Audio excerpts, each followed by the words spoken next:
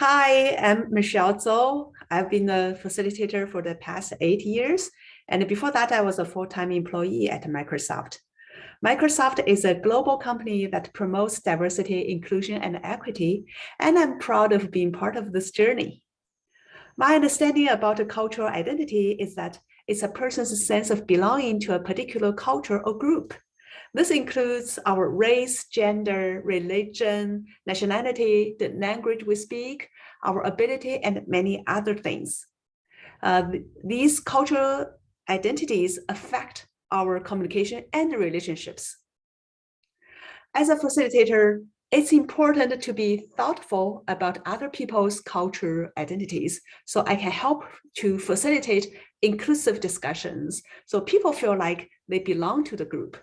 For example, my classroom should accommodate participants who do not speak standard English. I usually have participants that are not native English speaker. In fact, English is not my native language, and I relate how challenging it can be to express oneself fluently and accurately in a different language. As a facilitator, I should be mindful about the words I'm using, be aware of those different cultures, use examples that relate to people from those cultures, and facilitate the class in a way so that non-native English speakers have equal opportunity to learn, to be heard, and to be successful. This connects to the second concept I want to address today, marginalization. Marginalization is the act of placing a person in a position of lesser importance, influence, or power.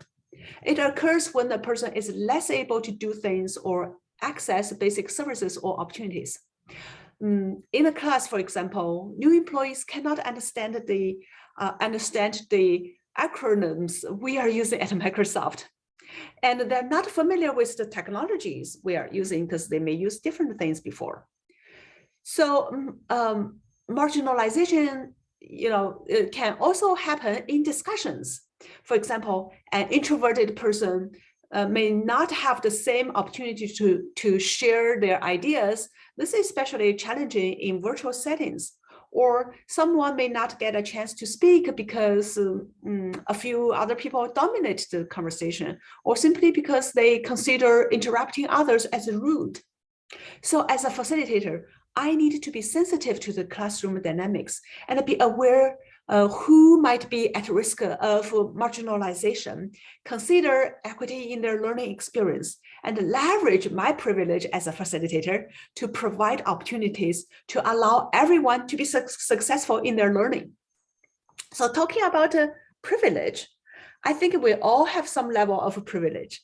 Privilege is benefits that belong to people because they fit into a specific social group or have certain dimensions to their identity. For example, as a facilitator, my identity there, I have privilege in my position. I should be thoughtful, use my privilege carefully so I don't accidentally make others feel uncomfortable. I should be sensitive about other people's feelings. I should also be aware of privilege that different people may have and be considerate about those who don't have the same privilege and help people use privilege for good and be a good ally. So in summary, I should always remind myself to create an environment that embraces diversity, foster inclusion, and focus on equity, so that everyone is given what they need to be successful in my class.